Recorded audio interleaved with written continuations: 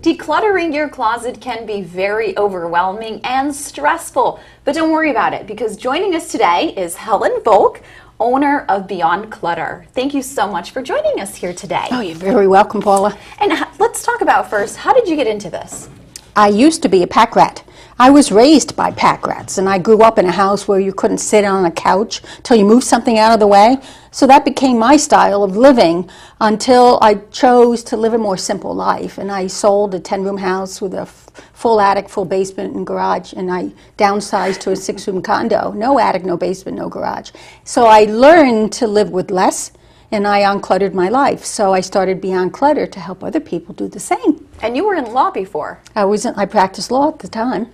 So Helen, how do we get started with this? Because we're going to talk about our closets today, and we women, we have a lot of clothes. So how do we declutter our closet? And I mean, it seems like it's such a overwhelming process. How do we start? Well, it is overwhelming, so the best thing to do is to break it down into manageable pieces. So I think that the best way of starting is taking out of your closet everything that's not clothing.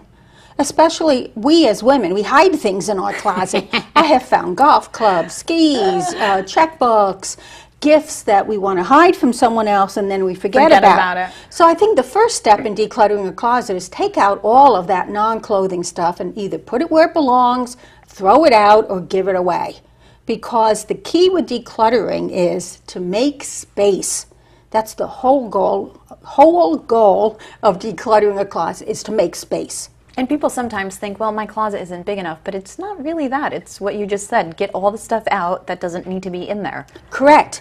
Another thing I see in closets that doesn't need to be there is outer clothing. You know, we've come home from work and we've walked upstairs, and so we put the scarves and the boots there, and we're not paying attention to what we're doing. So outer clothing belongs in the clothes closet, the coat closet. And if you don't have enough space in the coat closet for out-of-season coats, they go in your out-of-season area, which brings me to category 3. Clothes that are not in season should not be in your prime closet. So what should be in your prime closet? If you think about what you wear, that should be in your prime closet. First of all, the clothes have to fit. For women, that's hard because we have these fluctuating waist sizes. And we want to convince ourselves that we're still going to fit in that. Someday, we're going to fit in that again someday. But while we're waiting, we should put it somewhere else. We should designate a space for these clothes that we think that maybe we're going to wear. But right now, they don't belong in the prime closet.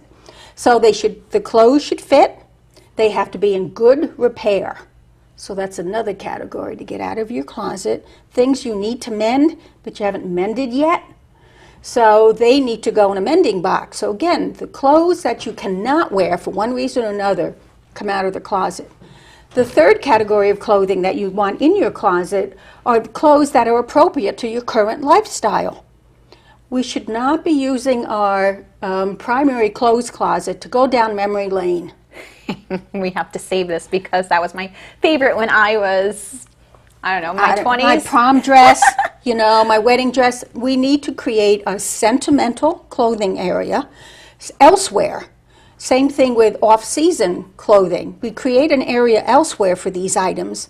And if we don't have another closet and we're going to use an attic or a basement, we've got to be clear that the containers they're in will prevent mold, mildew, and critters, as I like to say. And when you think of that, and some people do that and put them in the boxes and put them away, when is it that you do that though? Like for now, for example, fall, there's still certain clothes that you can wear that you were wearing a couple of weeks ago, but it's a little bit chillier, so when do you make that transition?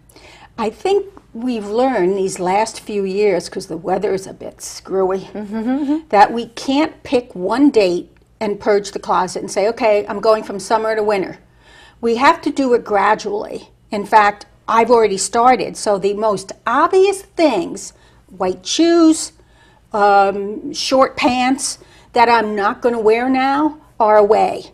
But there's still maybe a third of my closet I have to hold until the weather really turns cold, which I guess in a couple of weeks we're going to face, although I just as soon keep this weather.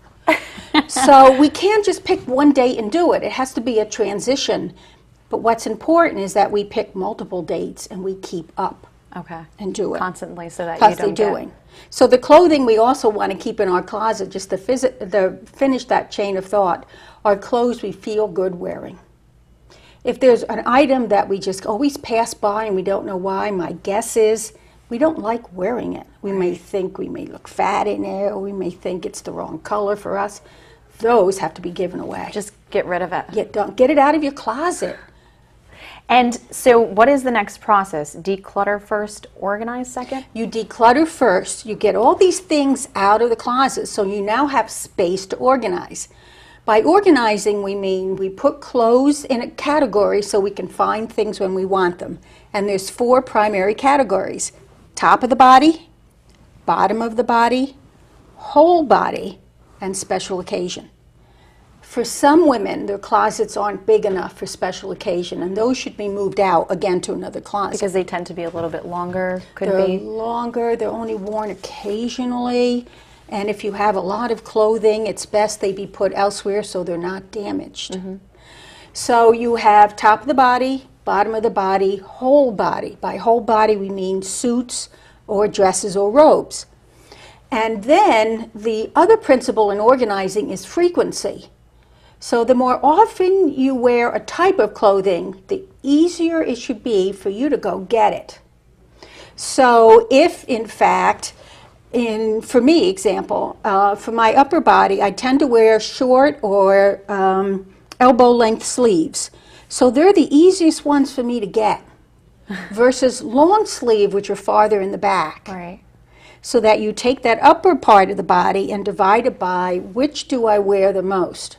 And that's how you decide where the categories go. Now, do you have to have different color hangers?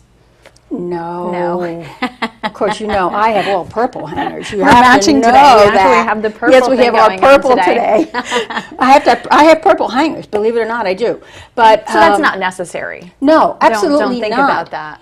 What you don't want to do is overcomplicate Right. organizing.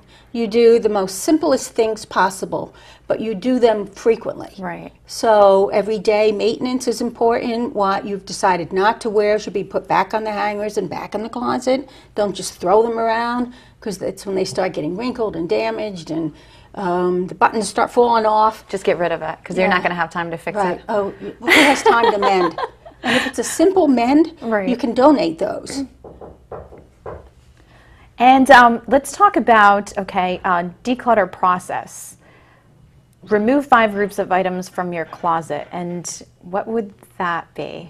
Well, we've talked about some of them. The first items are the non-clothing, the ones we talked about, the skis and all of that. The second group and the third, the second, third, and fourth groups require that you designate a space elsewhere for them. Your sentimental pieces, your off-season clothing, and as we just talked about, that's a little, it's hard now with the weather the way it is. Some pieces, for some of us, stay out all year round. Like my short sleeve t-shirts, never go away now. Because you never know. You can use it any time. You can use them any time Right. for layering now. Right, right. So the key is to have your closet reflect your style of living. That sounds so good, too. That is the bottom line of everything Right. you're doing, the decluttering and the Right. organizing, to make it reflect your style of living. And Helen, if people want to learn more about this, Helen has a book, Behind Closed Doors. And if people want to access this, how can they do that? They just go to my website, beyondclutter.com, and go to the books page. And I have 8 books, and they're all workbook style. And they can basically go through their closet and work with the book. Start from the front, work with the book. You have boxes to check off when you complete the work. And it's also in a workshop. And so if you look at the calendar on my web page, you'll see that the workshop on this is coming up October 20. Thank you so much for joining us today, Helen. You're welcome. Thank you. Thank you. And if you would like to see this interview again, head to our website, looktvonline.com.